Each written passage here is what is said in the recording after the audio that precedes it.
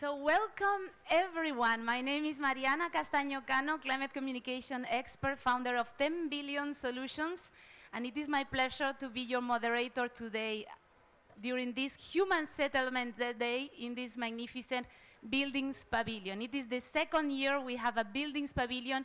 We are very proud and we are looking forward to having an even bigger and more crowded Buildings Pavilion next year at COP28. We are here gathered today to launch a call for a building breakthrough as a rallying point. We are here upon the invitation of Morocco and France, who are inviting countries and supporting organizations to launch the call for a buildings breakthrough. What does it mean, a buildings breakthrough? It means near zero emissions and resilient buildings becoming the new normal by 2030, because the buildings community is determined to rally behind the 1.5 degrees goal. And we hear a lot outside of these pavilions about keeping or not alive that goal, so we are convinced we must all rally behind the 1.5 degrees goal. We have 13 countries and we have 13 initiatives. I'm going to list the countries. It is very important to acknowledge their support. We have country representatives here in the room with us, and we also have some online.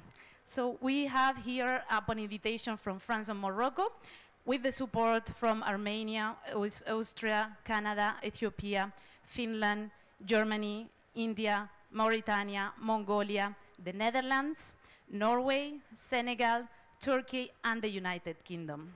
And we also have the support from very important initiatives, the World Business Council for Sustainable Development, the World Green Building Council.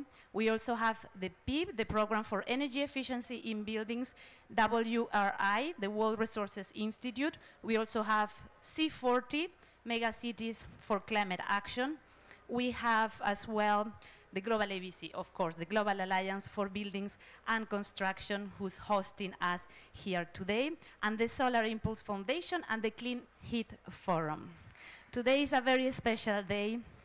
We are hosted by the United Nations Environmental Program, and it is my immense pleasure to give the floor to Inger Andersen, Under Secretary General of the United Nations and Executive Director of the United Nations Environment Program. Inger.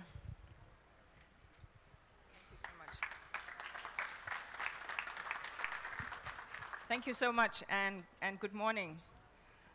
This is a good day to discuss buildings, I think. Now, just a few numbers to start with, not to be a downer, but the truth is that our current policies right now, as according to the UNEP emissions gap report, are taking us to 2.8 degrees. The good news is that we have stretched a little bit, and so with the NDCs, that takes us to 2.6 degrees by 2100, and the even better news is that the conditional NDCs, which are conditional, takes us to 2.4. So what we can say is that we are not on track, but that we are learning that we have to be on track. We are on the precipice. And we are on the precipice of, as the Secretary General has said, of a climate catastrophe. It's existential, it's code red, we are on the precipice. That is why we need to push on all sectors. And while everyone understands the transport sector and everyone understands the energy sector, the building sector has not had the same focus. And this is why we're here today. So a deep thanks to the Kingdom of Morocco, as well as to the government of France, and of course to the UK, because they really put a focus on buildings at Glasgow. But at this point, while there has been some progress on buildings, we see that 88 countries out of 158 have in fact reflected buildings in their NDCs. That's a good thing. And we are understanding, nevertheless, that the building sector is behind, that the construction sector is not where we would like it to be, that new construction does not necessarily entail climate relevant and reducing dimensions in the building codes. And this is weird. I'm frankly surprised. We have building codes for earthquakes, for fires, for electrical, for water, for sewerage. And people just accept it. Why? Because it's safe. The buildings don't collapse when the earth shakes. We don't have electrical fires. So why can we not roll off these building regulations for climate? It's not just for that building, it's actually, and its safety, it's for the whole world and its safety. That is something that is on the government's to-do lists, and anyone here who sits with a policy influencing lever, press it, pull it, and stretch it, because this has to get done. We have seen that the total energy consumption and CO2 emissions increased in 2021 and rising above pre-pandemic levels. And that gap between the actual climate performance and the sector and the decarbonization pathway is widening, not narrowing. And we are building the equivalent in terms of footprint of a Paris every week. And a Paris footprint every week on this good planet of ours. So if we are not putting into that Paris equivalent every week energy efficiency, it's insanity. It's just so self-evident. But the thing is that the solutions do exist, and they do not raise the price, they lower the price in the long term, because your energy bill goes down, whether it's cooling or heating, and your water bills goes down if you have water efficient faucets, etc. So let's get mandatory energy efficient building codes, let's get energy efficient retrofits and refurbishments, let's get building labels on all new buildings that are going up, and let's have an energy performance benchmark and certificates that are there that countries would issue to buildings so that you can have this plug. It gives workers a great pride when you walk into a platinum building or whatever it might be listed as. And let's make sure that we adopt low carbon materials for building and recycled materials when we build. The decarbonization of the established housing stock is something that we also have to talk about. Because while we may be building the footprint equivalent to a Paris, we have many Parises' footprint already on this good planet. And there we don't always have to think about the highest tech. Let's think about covering for windows that will reduce radiation. Let's think about white roofs. I had a very interesting discussion with Makta Diop, my dear friend who is the managing director of IFC. IFC intends to roll out this in low-income countries, precisely so that small and medium-sized enterprises can engage in some of these low-tech but high-return activities. And we know that this creates jobs, the retrofitting. It creates jobs in poor as well as in high-income countries. So what we need to see is a deep collaboration between the building sector amongst the building sector entire value chain. And that is what we're trying to do with the work that we're working on to get nearly near zero or very resilient buildings that become the new normal by 2030. That has to be the goal. Let me again thank France as well as the Kingdom of Morocco for co-leading the building breakthrough under the umbrella of the Global Alliance for Construction, for Buildings and Construction, and the UK for the absolutely brilliant support, and all present here. Thank you so much.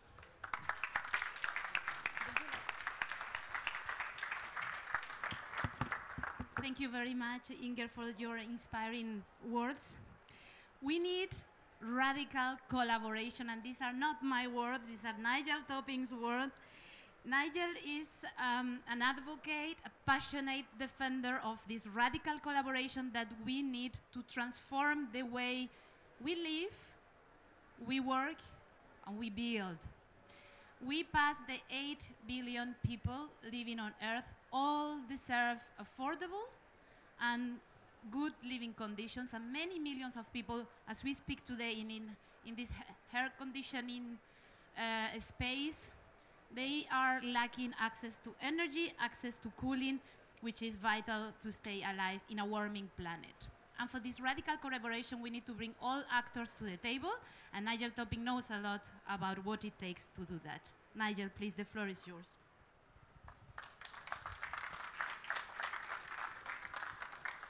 Thank you, Marianne. And before you go, I just want everyone to notice that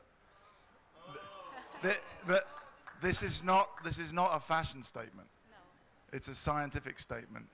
And as so many business organizations and businesses said in a statement they put out last week, And as we learned from the Earth system scientists, 1.5 degrees is not a goal, it's a limit. So, so those of you who are not familiar with the climate stripes, history, cooler, present, too hot. And so this breakthrough is going to be crucial to dealing with that. I just wanted to point that out because we were having some fun.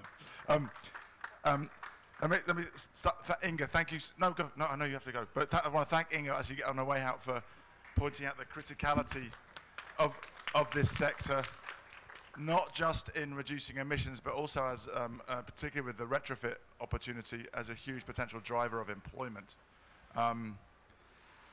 Mais je voudrais aussi dire un par de mots en français parce que cette initiative c'est lancée par les Français et les Américains.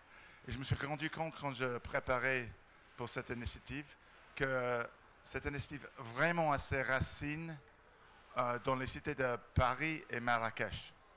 So why do I say that this initiative has its roots in Paris and Marrakech?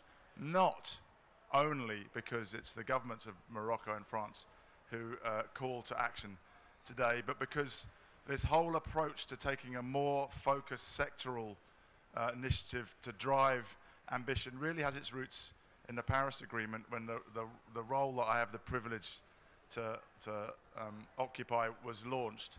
The high-level climate action champions to mobilize non-state actors, and in Marrakesh the next year the Marrakesh Partnership was launched. And through that Marrakesh Partnership over the years we started to work in more and more detail with cities, with businesses, with financiers to define clear pathways to net zero by 2050 and to build momentum. And in the year running up to Glasgow, with the UK presidency, Alok Sharma helped us launch in the January of 2021 what we call the 2030 breakthroughs, which were very specific targets for non-state actors to reach in every sector by 2030 to provide a real architecture of accelerated implementation. And then in Glasgow, the UK presidency rallied around that idea, to take that idea from non-state actors only to being state actors as well, and the breakthrough agenda was born. And the idea is very simple, is that when we collaborate around reaching short-term targets, we de-risk it for everybody, and their chances of succeeding are much higher. And I think importantly for this breakthrough, we already have breakthrough agenda collaborations on steel and cement, two of the biggest input materials. We're not going to get to net zero buildings if we don't get to net zero steel and cement. And I just wanted to point to the dynamic that we start seeing happening. Of course, Inga's right when she points to the huge gap when we add up current policies or NDCs. But I want to point you to some of the dynamics under the surface of current policies and current NDCs. When we look at the need to get to green steel, our breakthrough goal is to get to 170 million tons by 2030. There's less than 1 million tons of green steel being produced today. So we're way off track, right? But these technological transformations don't happen in a straight line. It won't be 17 million tons a year added. They happen exponentially. And already today there are 60 million tons of green steel projects in the pipeline. So I think as we go through this decade, we're going to have to pay real attention to the pipeline of green steel, of low carbon cement, of green hydrogen, of all these input materials and energy transitions, so that to know whether we're on track now for when those projects reach final investment decision and come online. And I can tell you there's a lot of very encouraging signs there which don't yet pop out in the reports. When we had the energy breakthrough event the other day, the lead economist from the IEA showed a picture of current manufacturing capacity and announced commitments to build manufacturing capacity for key transition technologies. And on solar, for example, we already have it built and committed capacity at the level that will be needed in 2030. So we're going to overshoot that. In batteries, we're at 80%, in hydrogen, we're at 60%, but in 2022. So the power of this kind of collaboration is it sends very strong signals to the market that multiple governments are committed to getting to these breakthrough goals, and it de-risks then investment. And then and around that we start to wrap things like advanced market commitments, which de-risk even further. So this ambition loop that we talk about between public and private, between supply side and demand side, is very powerful amplifier of the first few countries who come together to make a commitment to start to shift whole markets. So I want to wholeheartedly applaud the Kingdom of Morocco and the government of France for the call to action and the first wave of countries that have joined them. I can tell you that the high-level champions of the future, I stepped down in a couple of days, but we've got this work program we committed to last year, which we'll continue to implement, are very committed to working in partnership with the Breakthrough Agenda.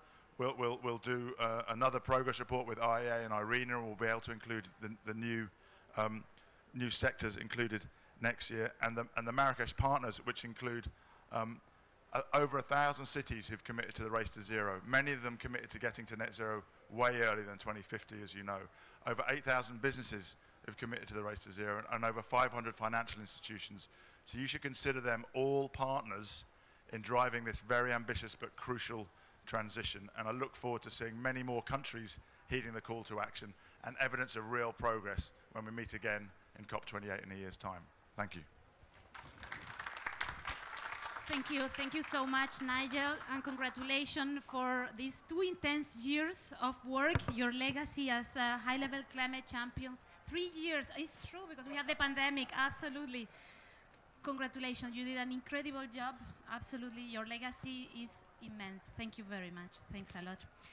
And Nigel said, so France and Morocco have done so much since 2015 for the building environment, the built and construction environment to be greener and to contribute to the goals of the Paris Agreement. And it is now my pleasure to give the floor to Madame Majida Al-Wardirhi. Majida is the General Secretary of the Ministry for National Territory Planning, Land Planning, Housing and City Policy of the Kingdom of Morocco. Majida, the floor is yours. Merci beaucoup, Mariana. Ravie d'être parmi vous cette matinée. Un bonjour à tout le monde. Donc voilà, et un bonjour spécial à mes collègues du ministère français de l'écologie, de la transition écologique. Dear country representatives, distinguished speakers, ladies and gentlemen, it's a pleasure. It's with a great pleasure that I am participating today in this call for buildings breakthrough as a rallying point on the sidelines of COP27. I would like first to thank the Global ABC Secretariat and the Ministry of Ecological Transition and Territorial Cohesion of France for organizing this event and for the efforts undertaken to mobilize countries to join this initiative. I would like also to warmly thank the countries who have been expressed their interest in joining this initiative, which is of great importance for the building sector, especially in the context of the climate emergency we are experiencing. To achieve the objectives of the Paris Agreement, the building sector is called upon to undertake a major transformation in order to reduce greenhouse gas emissions throughout the construction life cycle while strengthening its resilience to the impacts of climate change. This transition depends largely on the involvement and commitments of all the actors in the construction value chain, which must adopt a common vision in the fight against climate change and establish a structured partnership framework in order to seize the potential of climate action in this sector. It's by working together that all stakeholders will be able to succeed in the challenge of decarbonizing the building sector. As you know, at COP26 in Glasgow, the Breakthrough Agenda was launched to mobilize governments to work together over the next decade to accelerate the development and deployment of the clean technologies and sustainable solutions needed to meet the Paris Agreement targets in the major emitting sectors, while ensuring that they are affordable and accessible to all. The first breakthroughs focused on the energy, road transport, steel, hydrogen, and agriculture sectors, and aimed to bring countries together around a common vision and progress indicators. The building sector is responsible for 37% of the world's energy-related CO2 emissions, and according to the International Energy Agency, to get on track for a carbon-neutral building sector by 2050. Direct CO2 emissions from buildings must be reduced by 50% by 2030. In addition, the global South countries are experiencing a process of accentuated urbanization fueled by a high demographic growth, which generates an accelerated demand for housing and a great dynamic characterizing the construction sector. This dynamic represents an opportunity to orient the building sector towards a low carbon and a resilient path while achieving multiple socio-economic co-benefits, creation of employment and added value, stimulation of investment and national industrial sectors, improvement of the living environment of the populations. Given all this, the development of building breakthrough represents a very beneficial opportunity to boost climate action and the commitments of the countries in terms of decarbonization of the building sector. In this regard, the Kingdom of Morocco, represented by the Ministry of National Territory Planning, Urban Planning, Housing and City Policy, and France through the Ministry of Ecological Transition and Territorial Cohesion, have committed to co-lead the process of developing breakthrough dedicated to the building sector. This process is supported by the Global ABC, an alliance of building and construction sector initiatives and actors, including 37 countries committed to promoting climate action in the sector.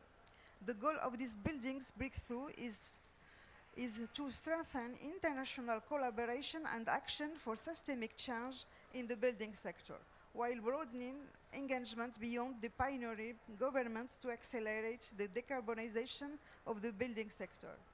The development of this initiative will reflect the importance of the sector in achieving global climate goals and strengthen its position as a priority sector for global climate action while giving greater visibility to the challenges, issues and efforts undertaken in the sector. Ladies and gentlemen, I am convinced that this initiative will play a very important role in accelerating climate action in the building sector by inspiring and guiding actors to set priorities and adopt the necessary measures to decarbonize the sector by strengthening partnership and cooperation and by providing stakeholders with the knowledge and statistics needed to prioritize their action and also progress. Before concluding, I would like to point out that the Building Breakthrough is a global framework to strengthen commitment and cooperation for climate action in the building sector. The next step will therefore be to jointly develop priority activities that are shared and agreed upon by all the partners and signatory countries.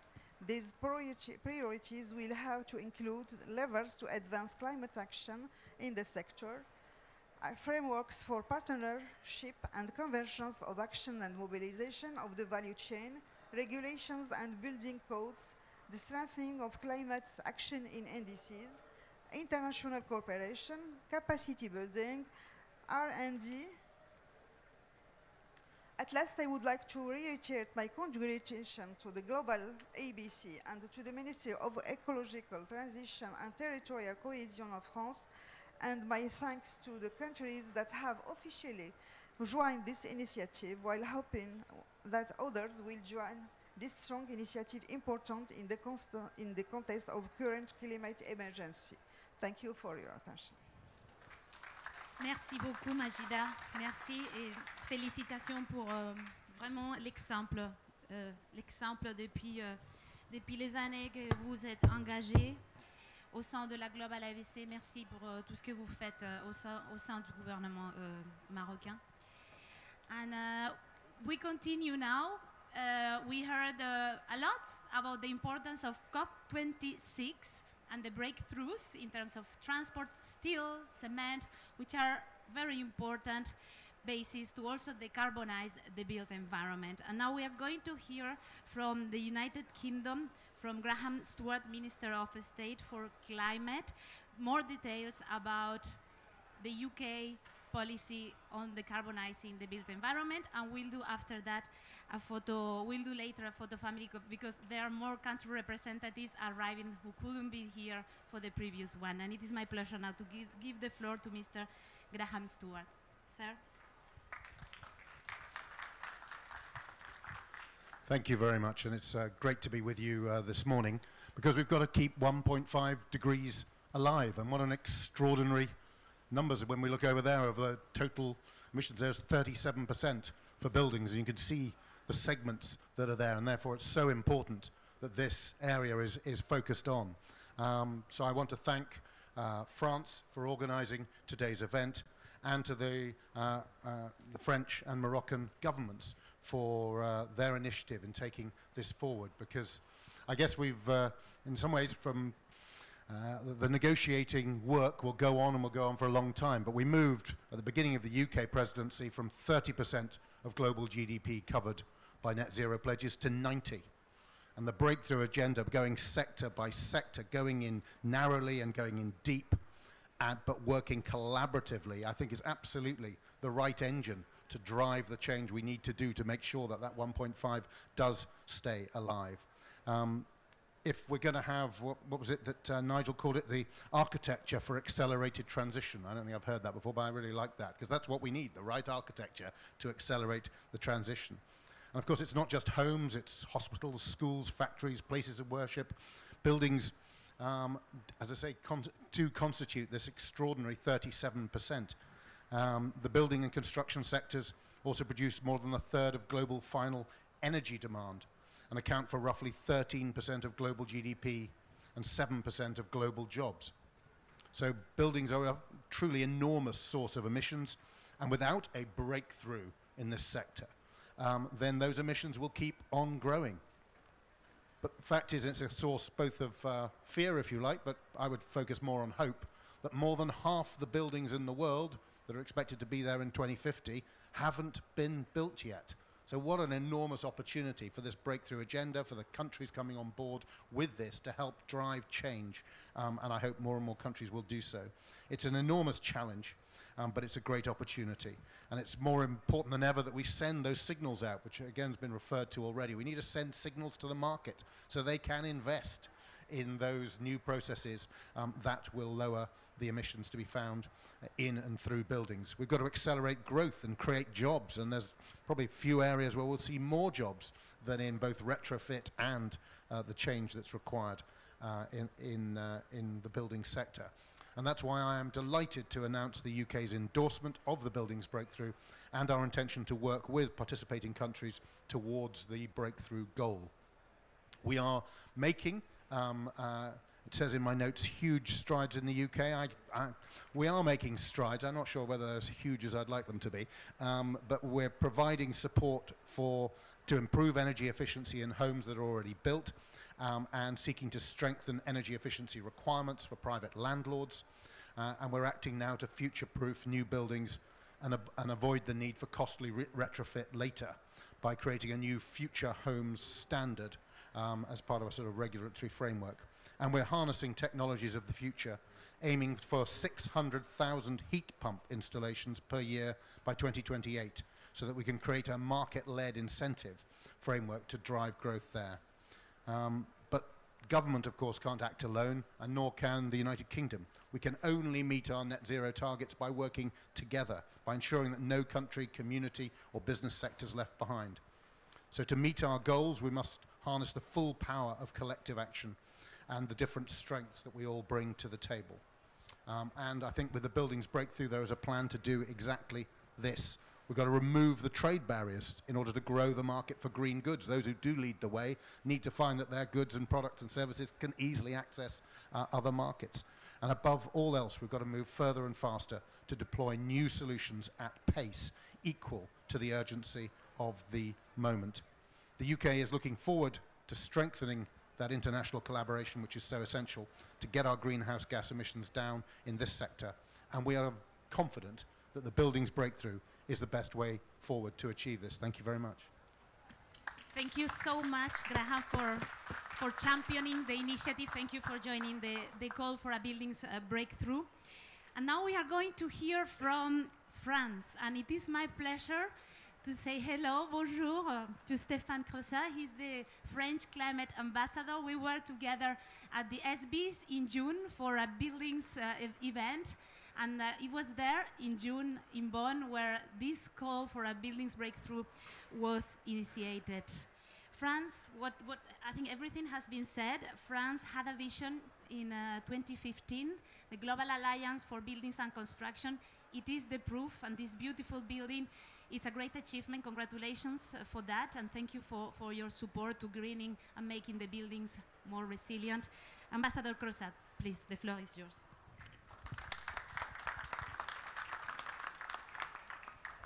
Thank you very much. Great to have this event. Well, first of all, let me congratulate the UK for launching the idea of these breakthroughs back in at COP26. It was, I think, a very important part of COP26 to have all these sectors be part of the ambition for transitioning, and also thank you for endorsing our own idea of having a breakthrough particularly devoted to buildings. Because as you mentioned, we launched back in COP21, we launched the Global Alliance for Buildings and Construction, whose secretariat, as you know, is with UNEP in the offices in Paris. And this alliance, with now 250 partners, is recognized as an essential forum by the G7, by the G20, by the UNFCCC, supporting transition to zero emissions, efficient and resilient global real estate actors. So this is great, but we are realizing that we need to do more. 37% is, it's an in-your-face figure when you realize, how much the buildings is a problem and can be a solution. So to comply with the Paris Agreement and the objectives we have set ourselves, we must move forward resolutely on this issue to reduce emissions and to promote adaptation to climate change. And this is why we want to go further today. We want to strengthen intergovernmental cooperation, and to this end, we have partnered with the Kingdom of Morocco, and we're inviting countries to collaborate in a buildings breakthrough so that near zero emission and resilient buildings are the new normal in 2030.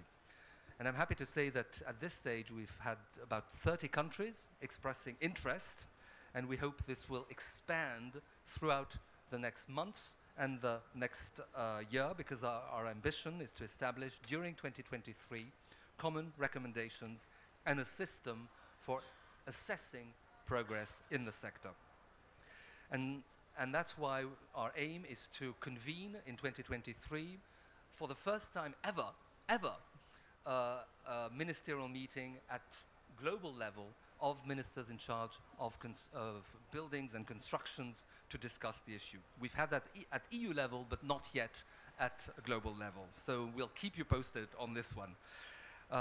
I would like to thank you all for supporting this call, and in particular Armenia, Austria, Canada, Finland, Germany, India, Mauritania, Mongolia, Nigeria, Norway, Netherlands, Senegal, Turkey, United Kingdom, and I hope I've forgotten many more. And thank you also to the partner initiatives, especially to the Kingdom of Morocco for co-leading this initiative. So we're all in this together, and hopefully meet you at a ministerial meeting in 2023. Thank you. Thank you very much, Stefan. Before you go, we know you are super busy with the negotiations happening real time on the other side. We would like to take another family photo. We took one already this morning, but more country representatives have just joined. So I would like to invite the country representatives in the room, plus the supporting organizations also to join for a very quick photo.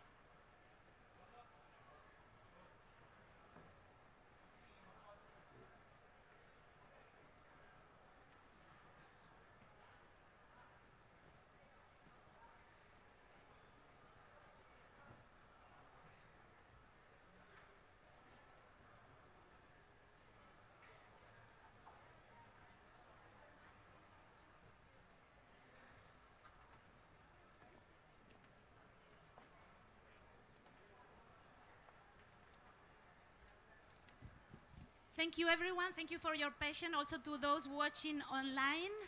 Thank you to everyone who spoke in this first segment of the event.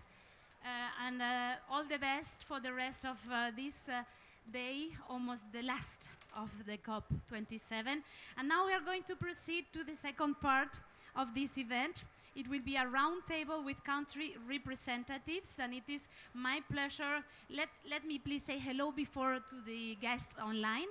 We have the representative from Ethiopia, if I am not mistaken. Your Excellency Bondi Museta, State Minister at the Ministry of Urban Development and Infrastructure from Ethiopia. I hope that you're connected. We also have online from Finland Annika Lindblom, Head of Unit, Senior Ministerial Advisor in Governance and International Cooperation at the International and European Union Affairs at the Ministry of the Environment of Finland. Also connecting online from Mongolia, we have Gumbold Batar, Director General of Policy and Planning Department at the Ministry of Construction and Urban Development. So I hope I am not, hello sir, hi. So I hope I am not missing anyone. My apologies if so. And now I would like to please invite to join me at the podium Your Royal Highness Jaime de Borbón de Parma, Climate Envoy from the Netherlands.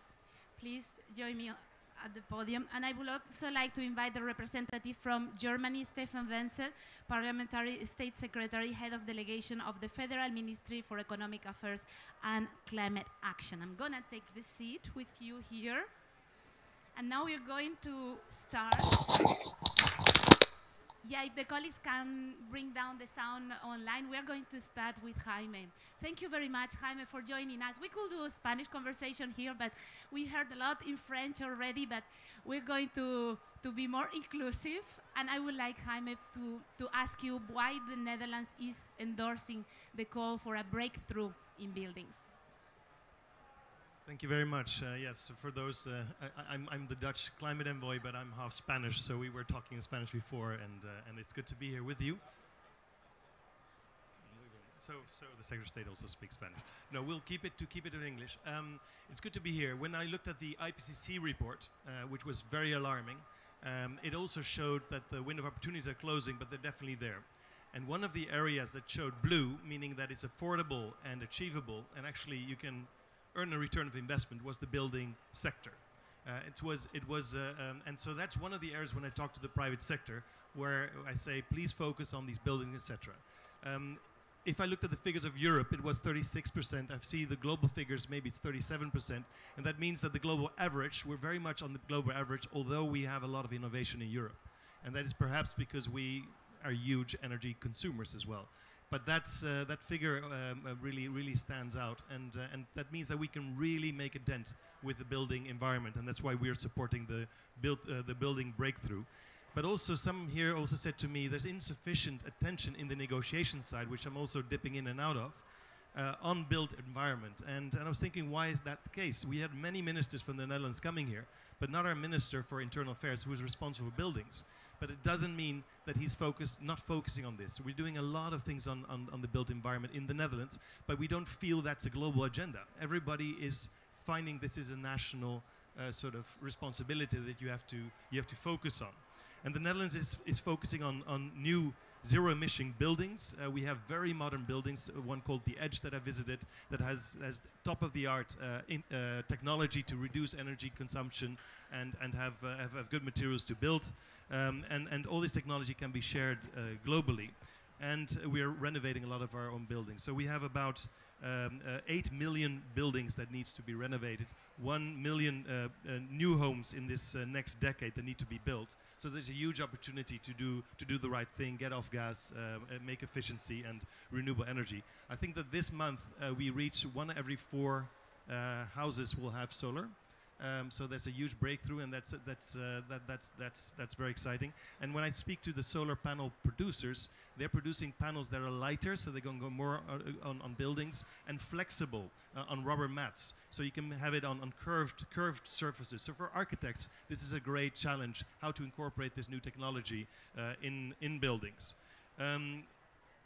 This summer we launched a new program where we targeted individual homeowners. We anticipate to renovate 2.5 million homes by 2030, and we have now increased that to focus on 750,000 least isolated homes to focus on because of the Ukraine war. This unnecessary war has really ramped up the energy prices, and we have to focus on the most polluting houses, but also those with the lowest income to help them through this crisis. So I see a huge acceleration in this program in the Netherlands. So that's why we want to share globally, and I saw here the number, 70% of the African building stock is expected for 2040 has not been built yet. So there's a lot of potential of sharing knowledge, expertise, and seeing what local solutions work best and what international solutions can be supported there. So thank you, France and Morocco, for organizing this event. My right-hand advisor is obsessed with buildings and everything else, so I'm sure that my work will involve more and more in this environment going forward. Thank you very much, Jaime. Also, the Netherlands have so much to show in terms of resilience and adaptation. I was recently in Rotterdam, and I was amazed by the measures to combat sea level rising. And unfortunately, we need to also focus on mitigating what we cannot avoid, right? And the Global Center of Adaptation that you are strongly backing also from the Netherlands is showing a lot of what we can do together to protect the built environment and those who live there. If you all come to the Netherlands, the Global Center of Adaptation is a floating office. So whatever happens with the sea level rise, it's there, and it's zero positive. Yeah. Thank you for that. And now I would like to move virtually to Mongolia. Gunbold, hello again, and thank you for joining us. Gunbold, Mongolia is supporting this call for a buildings breakthrough. Could you please explain what do you envision that you will bring to the table and why you are supporting the call? Your Excellencies, distinguished delegates, ladies and gentlemen, my name is Gunbold. I'm from Mongolia. I take this opportunity to convey my sincere gratitude to the government of France and Morocco for taking the lead. Very successful action support engagements of the countries towards the building breakthrough in conjunction with COP27, and to the Global ABC for excellent facilitation of today's important event. I also would like to thank the government and the people of Egypt and the beautiful city of Sharm el-Sheikh hosting the COP27 in excellent arrangements and warm hospitalities given to the participants of the conference. The Embassy of Mongolia emphasized climate resilient, environment-friendly, low-carbon growth, adaptation, mitigation, capacity building, financing, and technology transfer are the key in accomplishing the NDC target of 22.7% reduction of greenhouse gas emission by 2030 compared to the level of 2010. During the long-lasting winter season in Mongolia, heating of homes, apartments, and offices is a necessary condition as air temperature dropped to below as -40 Celsius. The heating season lasts for 8 months, which exerts additional constraints on energy demand. This poses a challenge to both the local and global environment, since coal remains the major fuel used to meet the demands. The greenhouse gas mitigation actions in construction sector in Mongolia is widely recognized to be improvement of thermal properties of buildings. To identify baseline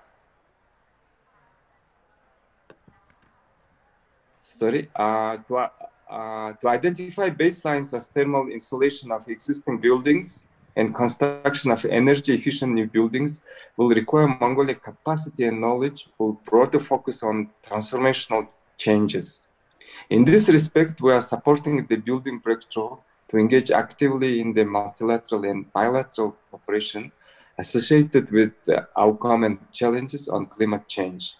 The importance of today's call is we acknowledge significance of the collective actions in the building sector to show our willingness to tackle climate change challenges and to move into more concrete work modalities as soon as possible to achieve a solid return under the Paris Agreement goal.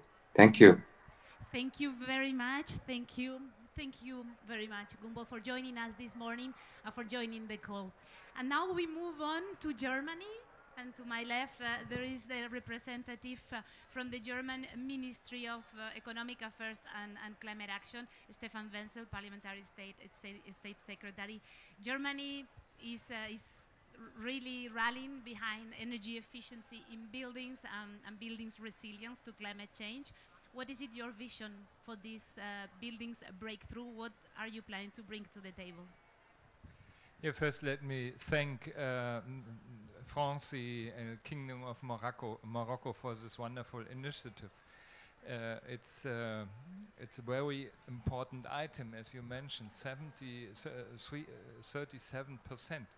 It's really a big amount, and Nigel talked about the 1.5, that it's not a goal, that it's a limit, and otherwise we have totally changed conditions on our planet, and we saw it with droughts in summer in France, in Italy, in Germany. The biggest rivers were dry. The Yangtze in China, in California, all over the world, we see already what will happen. We don't stop it. And so housing is very interesting because people live in there for their whole life, and we have on one hand technical items, but we have social items too. For example, if we have houses where you can cook also in a good manner to use, for example, modern technology, if you have a use efficiency technology, that you come much better out than still 2.5 billion people on the world who have no good possibility to cook and have to looking for wood and burning wood and stuff like that. And so it's really important to go on here. And we have very different situations between the countries. For example, in Germany we say we will only build 10% of the buildings in the next years new, and 90% of the buildings we have to make retrofix, because we have older, the people are older, as in a lot of African countries, for example, and where 70% of the building stock is expected to have to build until 2040. So there is new buildings much more important. But for both, we have now solutions.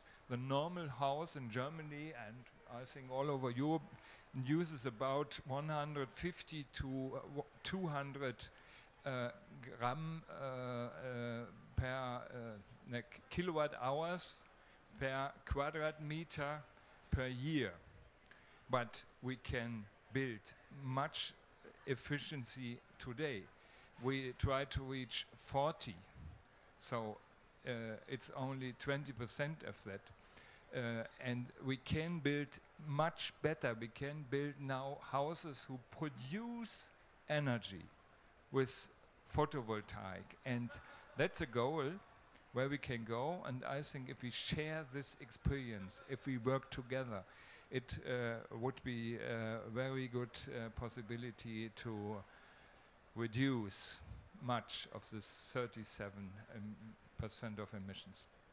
Thank you, definitely. And I've been living in Germany for a few years, 6 years living in Bonn and in Cologne, and I was so positively surprised by the high quality of the new constructions, actually, and the low amount of electricity bills that I had to pay at the time. And we hear a lot about solar panels, right, and heat pumps, but we rarely speak about stoves. So thank you very much for bringing that up. Let me mention one other thing. We must not, in the north we always think about heating, yes, but in a lot of countries which are more to the south, we have to look at cooling too, because otherwise we need much energy there if we not can make that efficient too.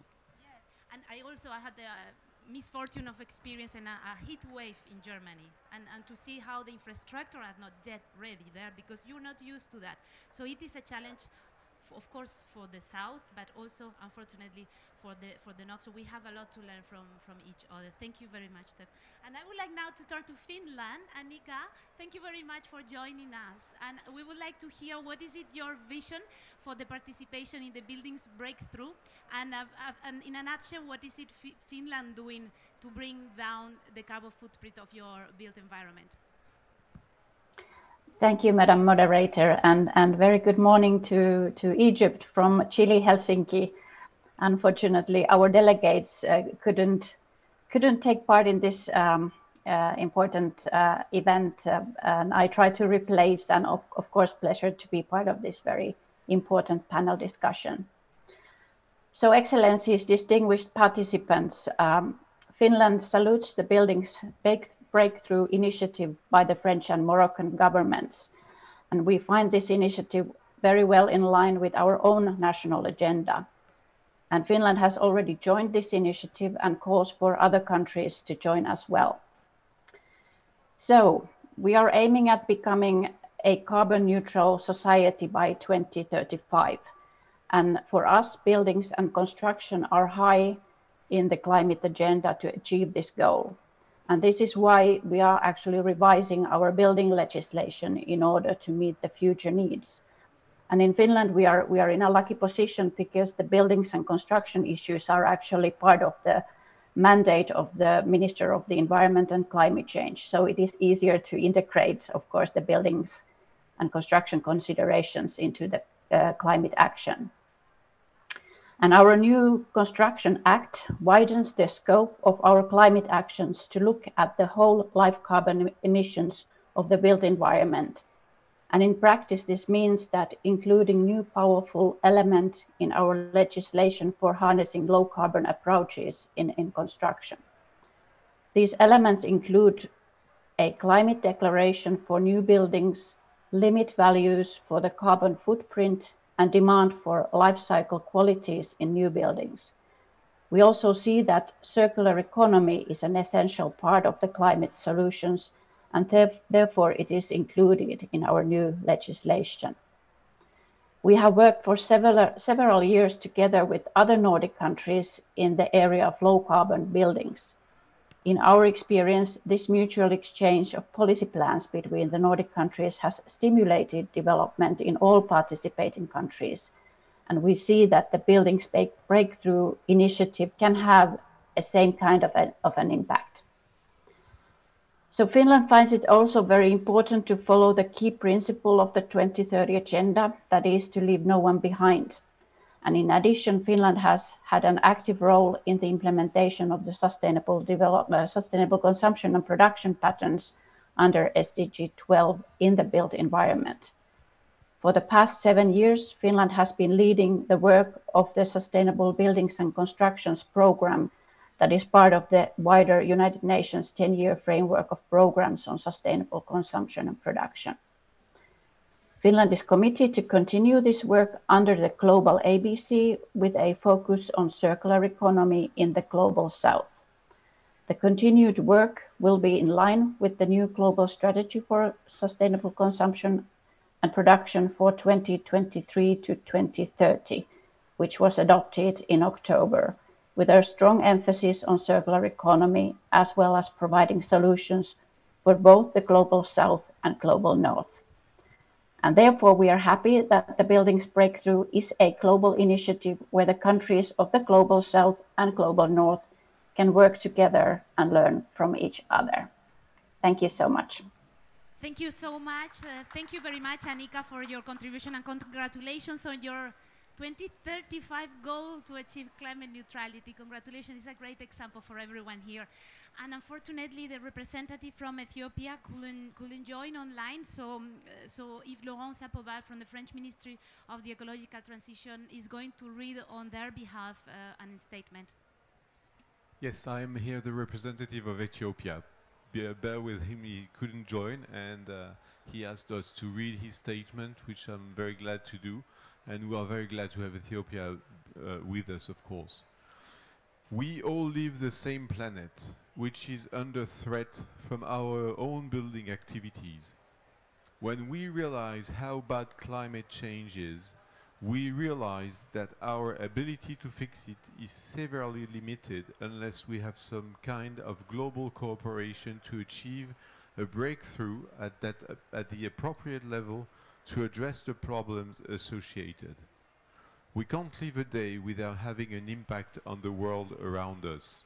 We cannot afford to remain silent on climate change. We will lose our existence as humans if we do not address climate change. What we do today has an impact, and we must decide what kind of impact we want. Let us join hands together to combat climate change by incorporating resilient building design, construction, operation, and maintenance specifications into our building specifications. Thank you. Wow, that was a powerful message. Thank you very much to the people from Ethiopia. We know that they are suffering at the forefront of the climate emergency. Thank you to Ethiopia, thank you to Germany, to the Netherlands, to Finland, and to Mongolia for being the voice of these over a dozen countries already backing the call for a buildings breakthrough, and another over 30 having shown interest. Thank you very much, and I wish you a very, very good end of this COP. Thank you very much. And now we are going to move on to our next panel. Yes, please, a round of applause to the representatives. Thank you very much.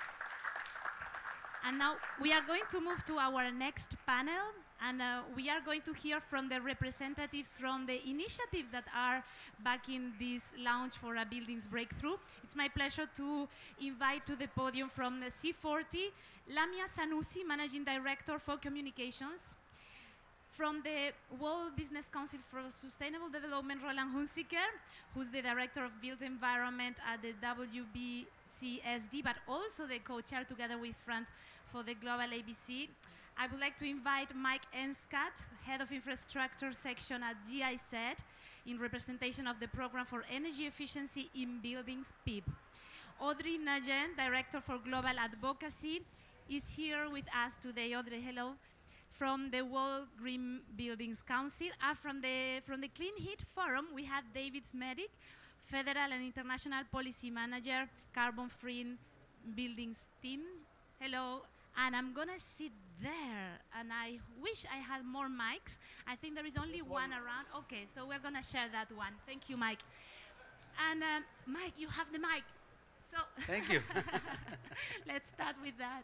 So, well, Mike and I, we work together at the Program for Energy Efficiency in Buildings.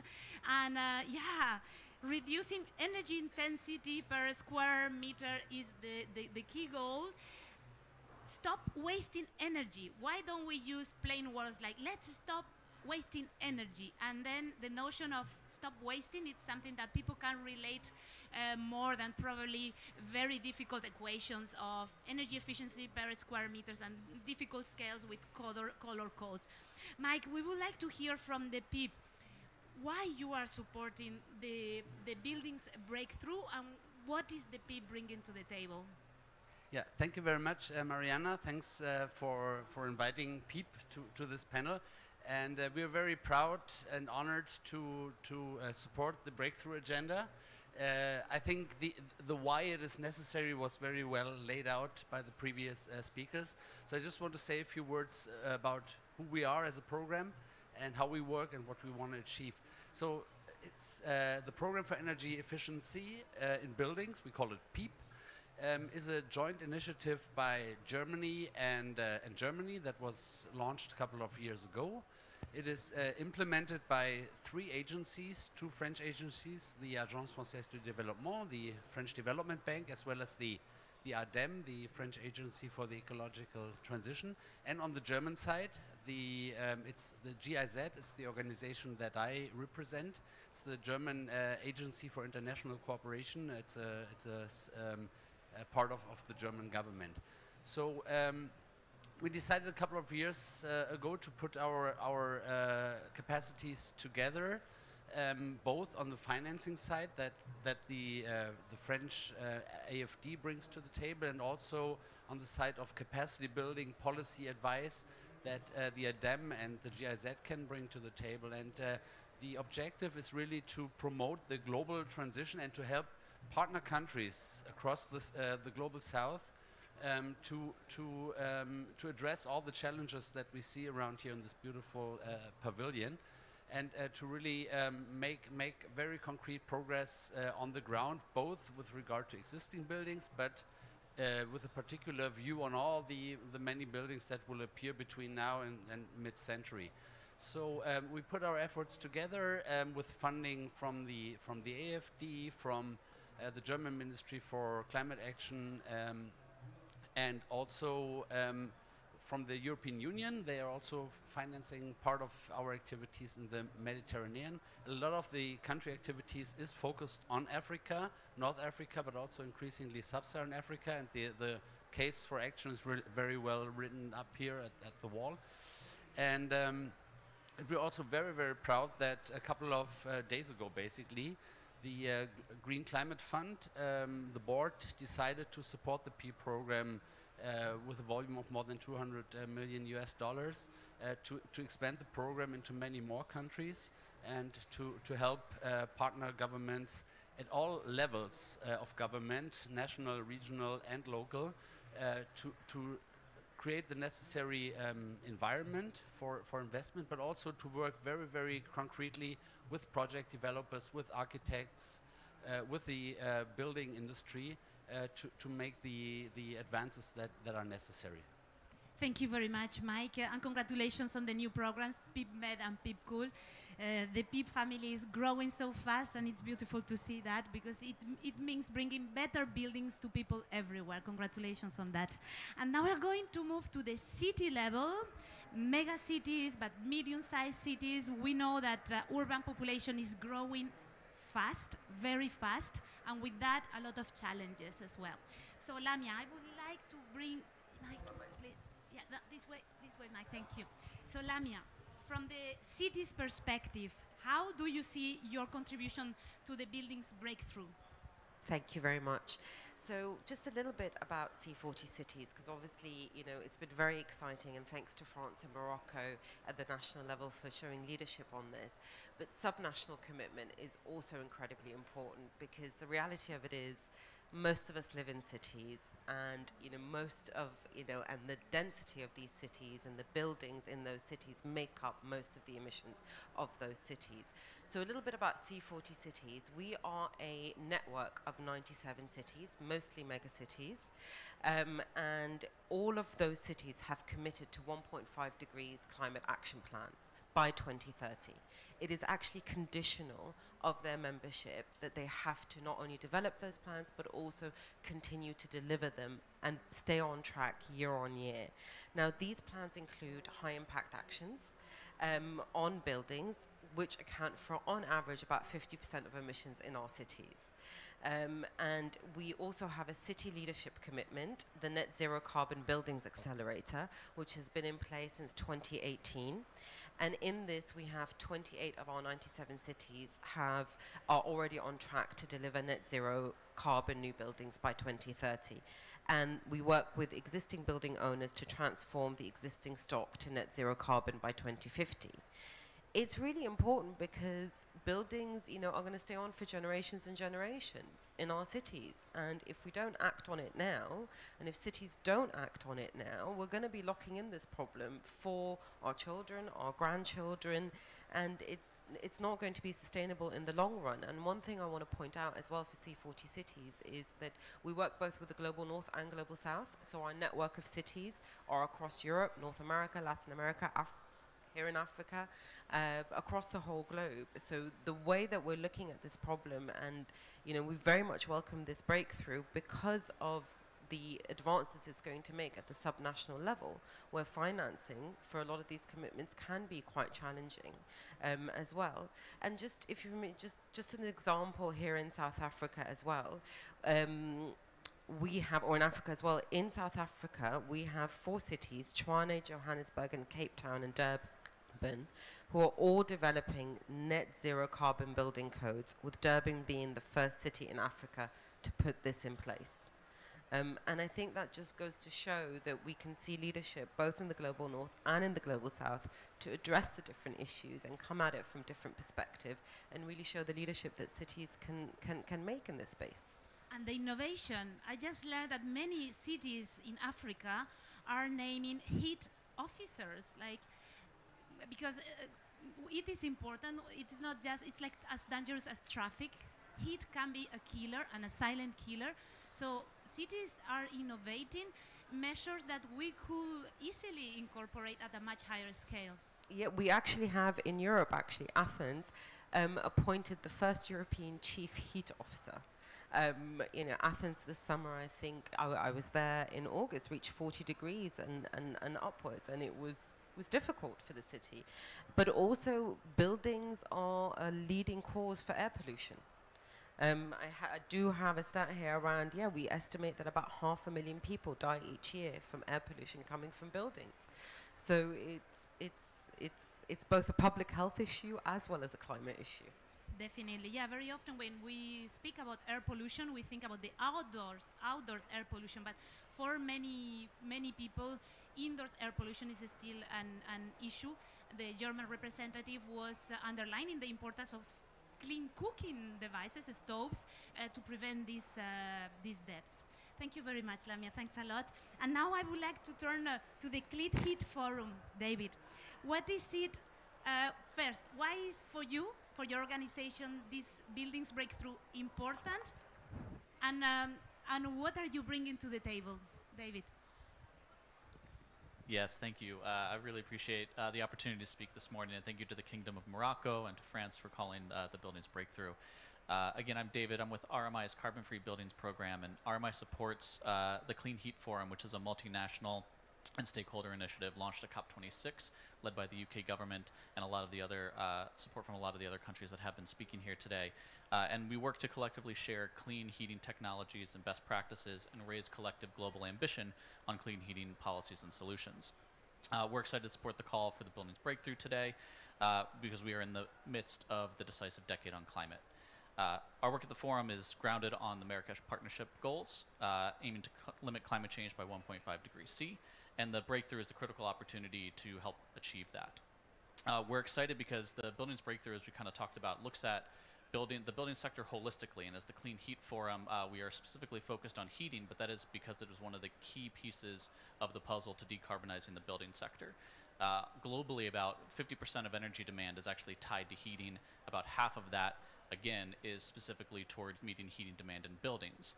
And all of that really amounts to, as you can see in the chart above me, nearly 10% of global emissions annually are from the direct emissions associated with buildings, and that's due to meeting the heating needs for space and water heating in buildings and burning fossil fuels to meet that demand. So the Heat Forum, the Clean Heat Forum, housed within the Global ABC, is really focused on how can we decarbonize the sector, and it pairs perfectly, I believe, with this call for a buildings breakthrough, because it's one of the key pieces of the puzzle. We know the cooling demand is also increasing globally, and we have solutions in the heating sector, and that need for networking with the cooling sector as well is really important. The heat pump, as an example, can provide both heating and cooling needs. So we're seeing this humble technology, the heat pump, serve as like kind of a call to action now in a lot of climate spaces, because it is a technological solution that can have additional policy support and be spread across the globe in a much more robust way. So that's what we really hope to do with supporting this buildings breakthrough, is be a forum for national governments, for industry stakeholders, for civil society organizations to come together and collectively raise the ambition for clean heating policies and goals. We already heard from some of the folks today from the Netherlands, from Germany, from the UK about significant goals and targets related to heat pumps, and we believe that this fits perfectly within the call for a buildings breakthrough. So we're really excited to be a part of coming together for the solution, and really, again, appreciate the leadership from the Kingdom of Morocco and from France for this. So thank you. Thank you, David. And joining with the argument, the people's first argument, when we talked about more efficient and cleaner heat, we also normally talked about lower energy bills. And at this moment in time, with the crisis, energy crisis we are dealing with, this is very important. Thank you for what you are doing, David. Thanks a lot. Absolutely. And now I would like to turn to Audrey. Audrey, from the World Green Building Council. Well, you've been a driver, you've been an engine of this movement, the Building to COP coalition, that was very present last year at Glasgow, of course, this year again. What is it from the World Green Building Council that, why is it this launch today important, and what do you expect you will see coming out of it? Great, thank you. That's quite loud. Yeah, I think firstly, just to reiterate our appreciation to France and the Kingdom of Morocco for their leadership in taking this on. I think it's really important. And, you know, at World Green Building Council, we're a network of 77 green building councils operating all over the globe. And we are, you know, we're focused on delivering sustainable buildings for everyone, everywhere. And I think this buildings breakthrough, it just brings us one step closer to achieving that goal. So that's really, really important. And creating that alignment, I think that's really important. And as Nigel said, this ambition loop and the action that that can drive, for us, that's really, really key. Because, you know, this sector is complex. It's made up of a fragmented value chain. And if we can get that alignment, if we can create that common goal and move towards it, that's really, really, really key. And at World Green Building Council, you know, we're able to support that. We have a huge network of GBCs who are the implementers on the ground, and they can help implement, you know, the practical steps that are needed to make sure that we're actually delivering on what we want to do by 2030. So we're very excited about that. And I think specifically for us, there's two specific programs that we think will be really key in helping accelerate that ambition and delivering on the breakthrough. So we have our Advancing Net Zero program, which many of you will be familiar with, which is a commitment to get to net zero carbon buildings by 2030 and 40% reduction in embodied carbon. So happy to explore how we can, you know, take the learnings from that to start looking at how do we kind of track progress next year. And then also from the policy and advocacy side, we have the Building Life project, which also articulates, you know, steps to start addressing whole life carbon. So we're really excited to explore and discuss how that can be part of this, and just really you know, this is a complex sector. Let's get together and let's get that breakthrough moment. So yeah, we're really, really excited. Thank you very much, Audrey, for your support, for the support of the World Green Building Council to this call for a buildings breakthrough.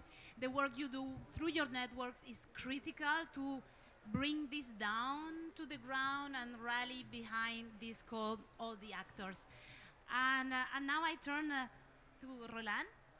Roland, who's co-chairing the Global ABC and who's the Director for Built Environment at the World Business Council for Sustainable Development.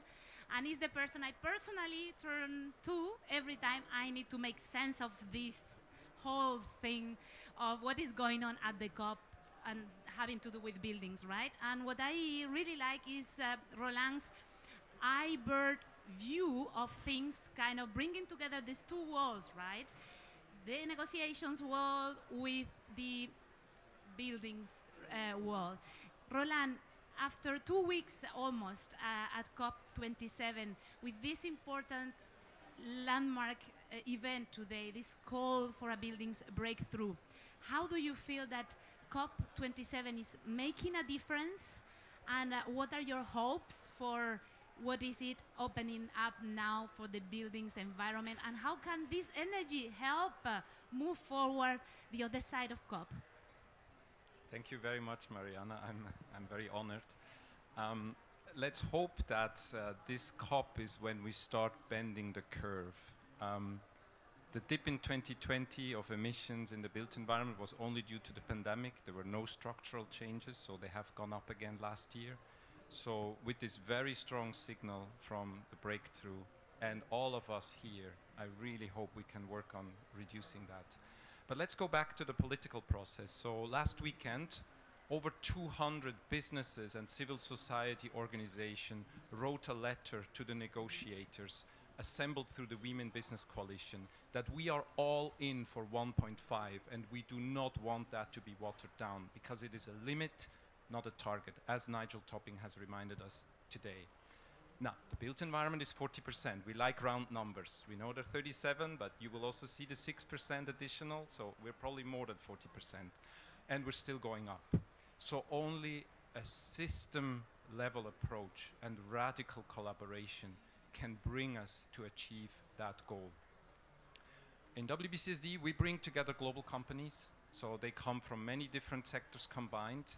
We have a lot of companies in the built environment. They go from the manufacturers to the construction companies all the way to the developers and finance. And they know that they can only reach their own targets of net zero and having set science-based targets if the whole value chain moves, as Audrey has mentioned. And having been there in 2015 launching the Global ABC, we were there and we really appreciated that leadership from France. But maybe reflecting, why are we still where we are, you know, after 6 years, is because we haven't focused enough on what will transform the market, what will make it that we all really work towards that common goal. I think the building sector has been looked at as a bit of technical discussion. You always, when you talk for 2 minutes and people start looking at other things because they feel it's too technical. And so this message this morning, also from our country representatives, was so important. Buildings, the built environment has to be a strong part of the discussion. Today we're still here in the Buildings Pavilion. I hope next year we will also have the big stage, that we can really show the action that's needed. So this buildings breakthrough is what we all need, because ultimately it's a very fragmented value chain. Many local actors have to come to the table. We know the solutions are there, and we are there to give confidence to the governments that they can implement strong energy codes, strong policies to really help this sector decarbonize. So I think today is a wonderful moment, and I hope that we will have all ministers together next year in France to really drive this message. Thank you. Thank you very much, Roland. Yes, looking forward to the launch of the buildings breakthrough, hopefully next year, and it is boding well. We today saw over a dozen of countries already endorsed in over 30 countries expressing interest to join this call for a buildings breakthrough. Here you are the representatives of the so-called civil society, meaning everybody else, right? We agree on that. Thank you, Roland, for reminding us the need to bring the technicalities down to a plainer language and a narrative frame that relates to everybody. And I would like to use what you said. It's one of the greatest challenge, which is fragmentations and the diversity of the built environment landscape. Let's turn that challenge into a strength, because there are thousands, just in this country, right? And Mai knows that well. There are thousands of actors building, designing, installing appliances. Let's make that a strength. And for making them a strength, we need to work to radically collaborate as a network. So thank you very much, Roland, for what you do to make that radical collaboration work.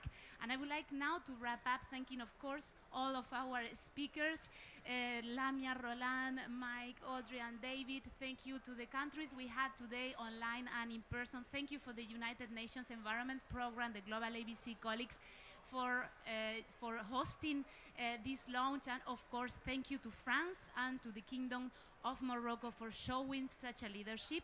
Thank you very much. I see you the next time when we are hopefully launching the buildings breakthrough. Thank you.